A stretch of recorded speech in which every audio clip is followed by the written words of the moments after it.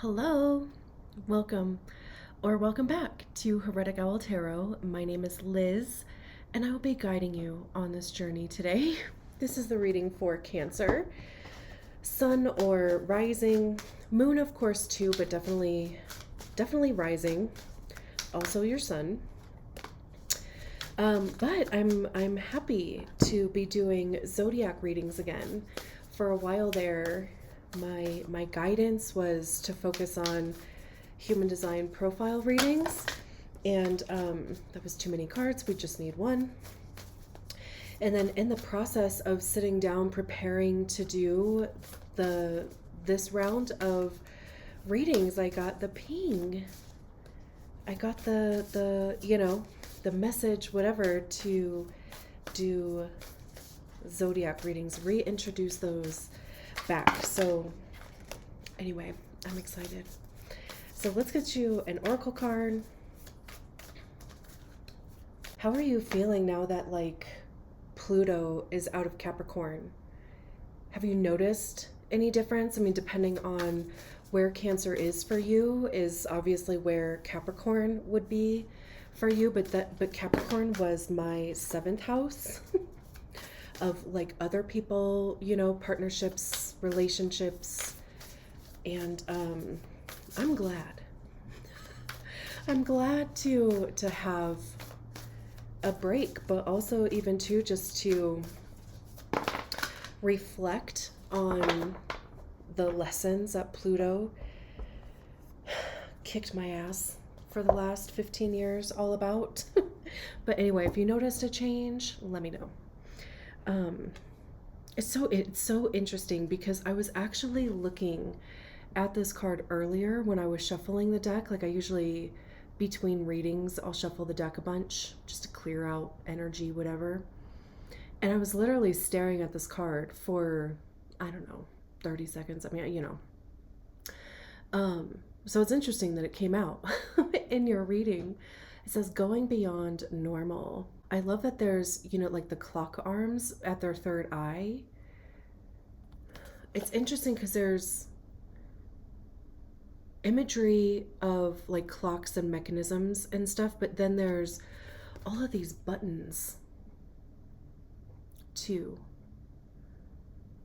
which is interesting. It almost just feels like a collection, clearly, right? I mean, there's all of these buttons. I mean, were they collecting them? I don't know, but it just, to me, it feels like a collection. So there could be something to do with what you have been collecting or a collection that you have.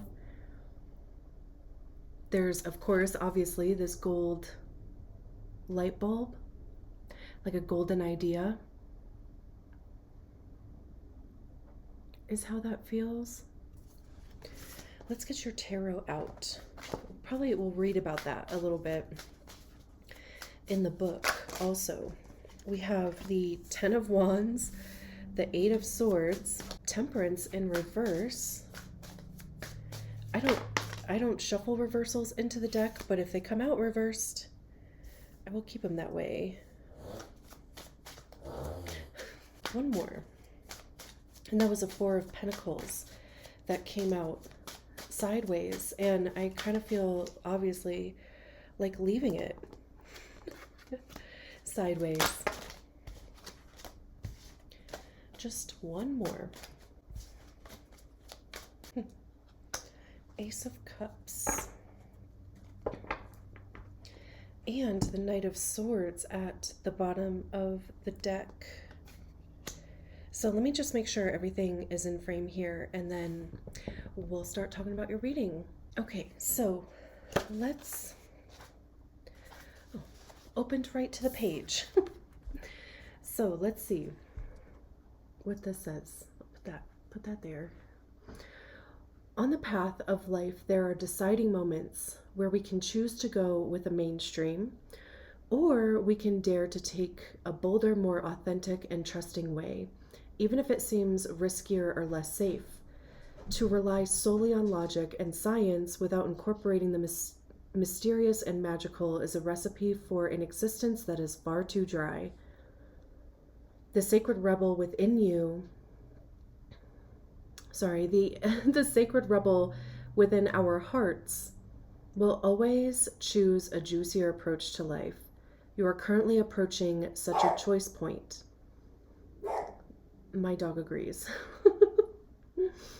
It is less about choosing to honor either art or science, gardening or architecture, and more about integrating all approaches so that you can enhance rather than hinder your life journey.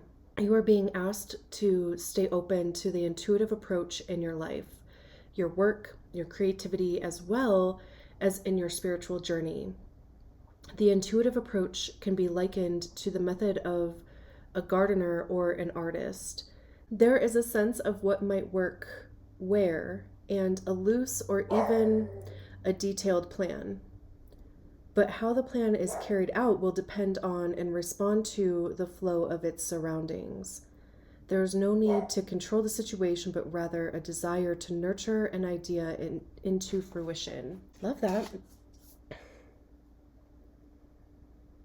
I love the bit about intuition because you're Cancer, right? And water and being connected to your heart and following that and all of the things Cancer, right? So that's a nice reminder. Mm-hmm. So we start with a 10 of Wands. Okay. Tens are completion. Wands have to do with action. It's the motivation behind the actions that we take, creativity, passion. How are we communicating those things? And what actions are we taking on those things? I also see Wands as being information because that's what we get by trying things, right? We figure out what works, what doesn't work, what do we like, what don't we like, what stays, what goes. And the 10 of Wands, I mean, we can see that they're kind of burdened with having to carry all these wands. It kind of looks like they're like in a mine, but with it being a 10, there is a level of burden that is going to be lifted. It could even just be, like carrying something with you. It's also even like I'm getting this feeling of doing things that you feel obligated to do. So, like, instead of giving you life by doing them because they light you up, they are exciting to you, instead of doing those things or making space for those things, we're doing the things that, like, we have to do. And they're just draining. And it does feel like a burden, like carrying all this baggage literally on our back, right? It could, all of these things just keep like this light bulb, like they just keep kind of dropping in. Even the clock hands at her like third eye, there's this feeling of it's time. It is time. Like, what's his name said to the Lion King? Is it Rafiki? Said to Simba, it is time. I'm not good with accents, but if you have to have seen the movie, right?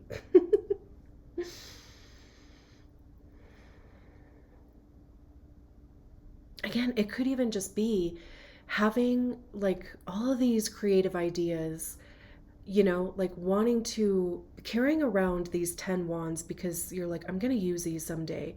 I'm going to use these wands to make something, right? But instead of them like becoming inspiration, they've become a burden because we just haven't taken action towards them or that type of thing.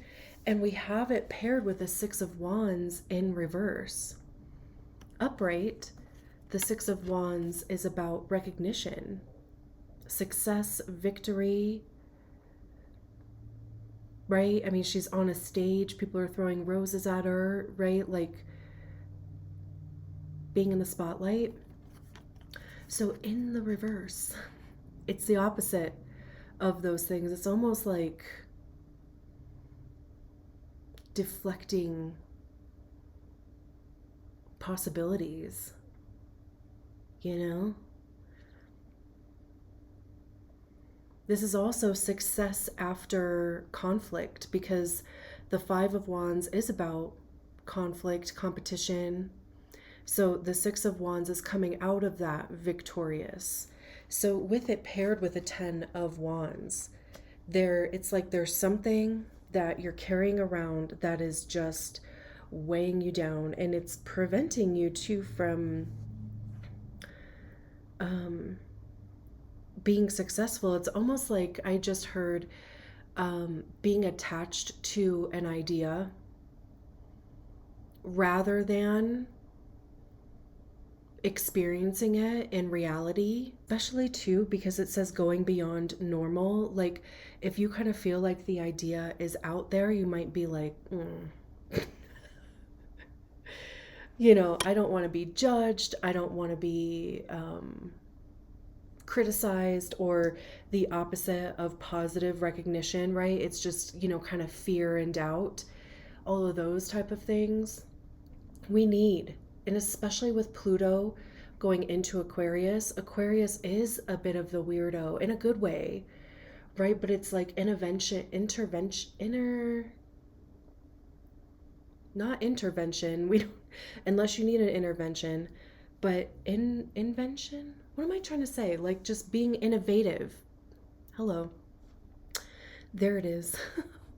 And it is about going against the trends and creating new trends. Try weird stuff, unless it's harmful, don't do that. But, bring the weird. We need weird. I love weird. We have the Eight of Swords. This is a self-inflicted mind prison. This is you being all up in your head. Swords have to do with our mind, our thoughts, ideas, inspiration, how we're communicating our thoughts, the stories that we attach to experiences, feelings.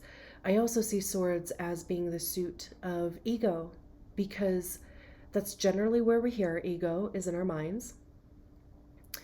We can feel it in our body too, but we usually hear it in our minds. And that's created by the stories that we attach to experiences, people, feelings, whether they're our stories or not, and whether they're true or not. But it does become the reason why we do and don't do things. So the Eight of Swords, there's always this opportunity with the Eight of Swords to notice your thoughts. Where are you telling yourself that something's not possible? Or whatever stories that are keeping you still instead of in motion. What are those stories, and are they true? Because this person might look like they're bound, but they're literally one decision away from moving their arms and getting out of the situation. So it really does come down to mindset. And what I love is that the Four of Pentacles came out sideways. And I'm glad we left it that way. Upright, the Four of Pentacles is about holding on too tight. Literally. I mean, look at this guy. He's sitting on his pentacles. He's got two pentacles under his feet. He's hugging one. Pentacles have to do with our money, how we get it, how we spend it, how we save it. It's our physical time. What are we doing with our literal time? Where are we showing up in our lives? It's also our physical body and our health. So the Four of Pentacles is holding on to a point where it's causing damage. Not necessarily like literal damage, but in the sense that it's not helping you grow. It's not moving you forward. It's not helping at all. This could be not investing in a course or, continuing education of some capacity. It doesn't have to be that. It's just an example that could help. Maybe it's a subject that you're interested in. Even getting involved in a community, creating that community. Anyway, it came out sideways. So, to me, it feels like things are starting to, like, it's like you're starting to notice where you're holding yourself back, literally physically, as far as like moving forward with something, but also mentally. So I'm eventually, the Four of Pentacles can be upright, or actually in the reverse. I heard in my head to go clockwise, and I still went counterclockwise. Because in the reverse, it would be the opposite of holding on too tight, right? It'd be releasing. But again, right, it's like, it's a matter though of not like emptying out your savings, like not putting yourself in a bad position or doing something unhealthy or, nothing like that. But it is just, it's allowing yourself to, for one, work on that mindset, and for two, just loosen your grip a little bit. And I always think of like a kinked hose, and how, when you have it bent, some liquid, like some water might get through, but not a lot, right? And all this pressure is building up on the one side. And as soon as you let it go, all this water starts shooting out of it, right? But it's the, like, in an energetic sense, when we kink our own hose, we limit the amount of energy that's flowing through us, flowing around us, and allowing ourselves, even if it is slowly, to release the crimp that we have on our own energetic hoses, to just allow energy to start flowing. And also believe that whatever that energy is exactly for us. We'll figure it out along the way, right? We have Temperance in the reverse. This is a card of Sagittarius, which would be your 6th house if you are Cancer rising, which does have to do with like health, daily routines.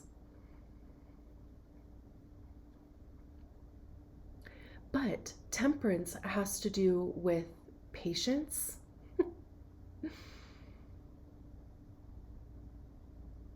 The blending together of energies. Speaking of, I always think of tempering chocolate. Maybe that's my Taurus sun, but you know how to temper chocolate, there's certain steps that you have to do in a certain order in order for the chocolate to be tempered properly, right? And if you try to rush through those steps, if you skip those steps, then it's ruined. You have to literally start from scratch. So it's kind of like this process of going through the motions, going through the steps, having patience in doing so, and also even just this belief that like things are coming together. It's alchemy, for turning one thing into another thing.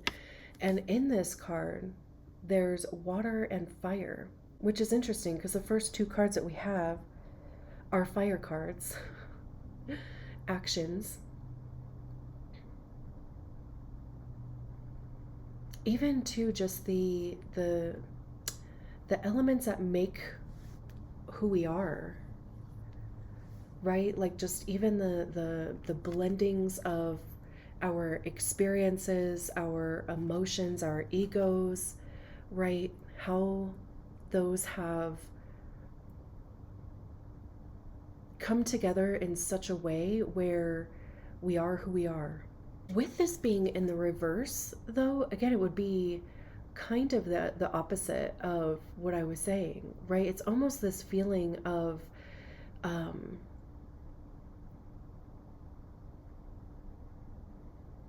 go.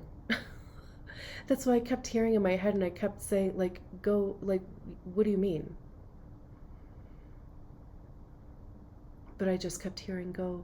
Because it's almost too, like, I mean, upside down, right? Like it's like these are flowing out of, now it's kind of these roots are prominent on the top versus the focal point being this head up here. It's kind of like,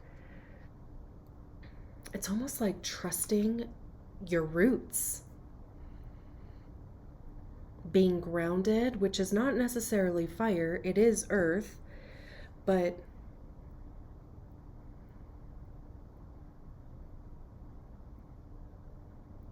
like you have a good rooted foundation, and maybe you don't recognize that, or it's not something that is being considered. Also, too, again, like I was saying, there's, this feeling of like whatever's in these cups, now that it's upside down or it's reverse, they're almost like being forced out. Maybe you feel a lot of pressure, like it feels like you are being pushed in a certain direction, because no liquid can withstand very long anyway a cup that's upside down. And again, I mean, it's kind of like forcing the liquid out of it when you do that, right? So again, like you could be feeling like you are being nudged intuitively, divinely, if you believe in a higher power, your higher self, right? Because then we have the Ace of Cups. So two cups become one. It could even be, this whole thing about if you were waiting for another cup to show up, your cup is sufficient enough. And truly, all you need is your own cup. You don't need some other cup. I also love that even just this liquid is like in the shape of a moon. And Cancer, of course, is ruled by the moon. So I love that. Again, cups have to do with our emotions, how we're feeling, love, heart center. How do we feel about ourselves? How do we feel about our lives? How do we feel about the people that we're around? There's this feeling of vulnerability here too, for me. And again, especially with like the moon symbolism, it's like this connection to you, your heart, your intuition, which is what that going beyond normal card was talking about too. Aces are new beginnings. This could even be a new way that you feel about yourself. I love that. And like I said, I mean, we do have like the fire and water element in the Temperance card. We have two fire cards over here. The hold up in the middle is mindset. And I mean, borderline maybe stubbornness. They're even kind of hiding behind that pentacle.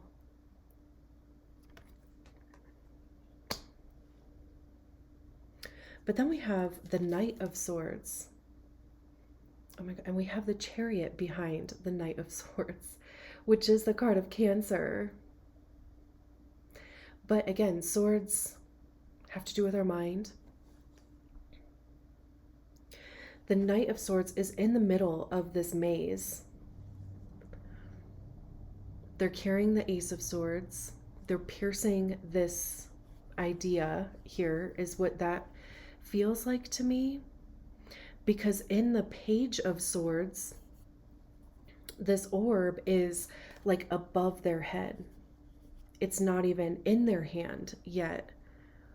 But obviously in the Knight of Swords, it's in their hand. This could even be discovering a truth about yourself.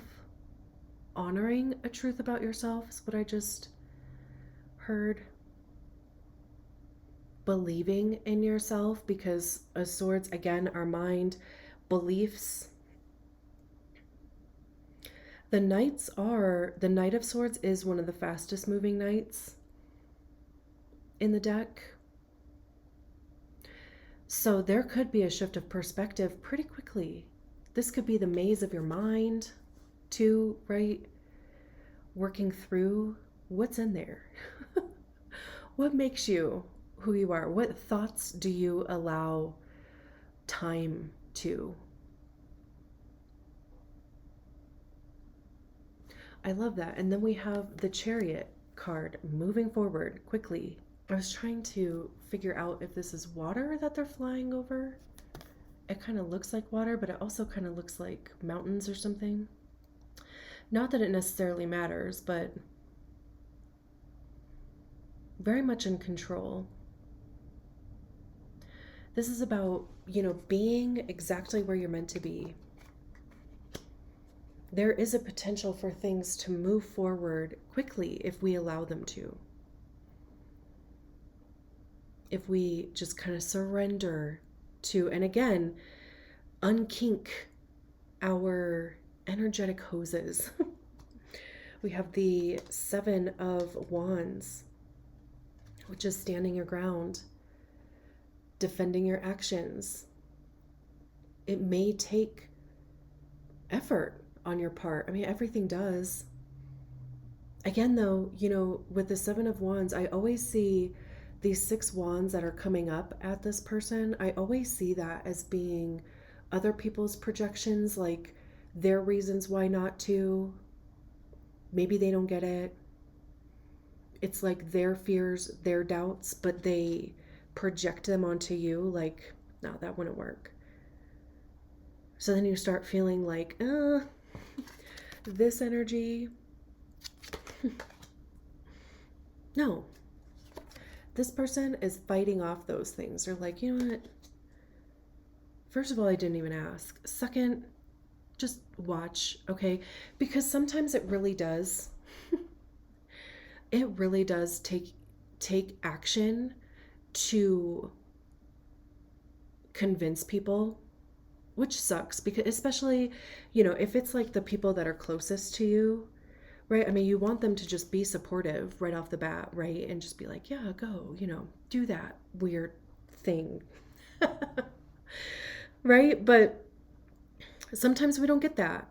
And sometimes it just takes action, because, hello, wands, it takes taking action towards a thing, seeing how it goes, bringing it into, actuality or whatever, for people to be like, oh, that's not so bad.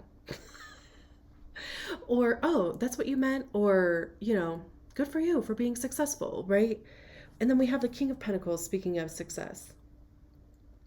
He is the most successful dude. He's got the pentacle at his heart. I think those are like mountains in his hands.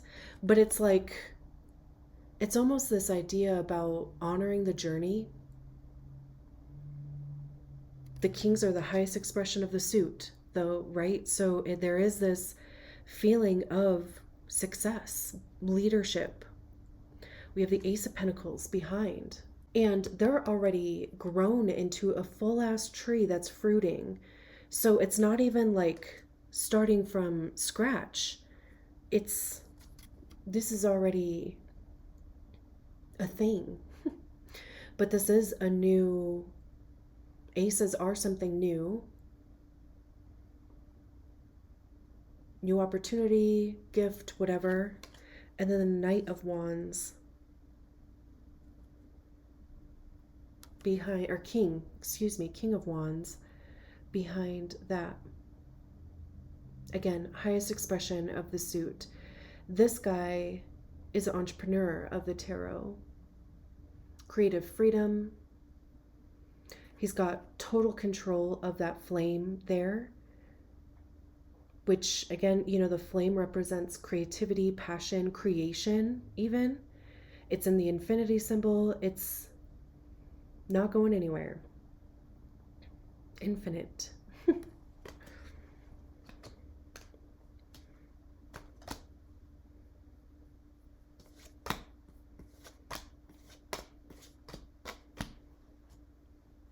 Beautiful.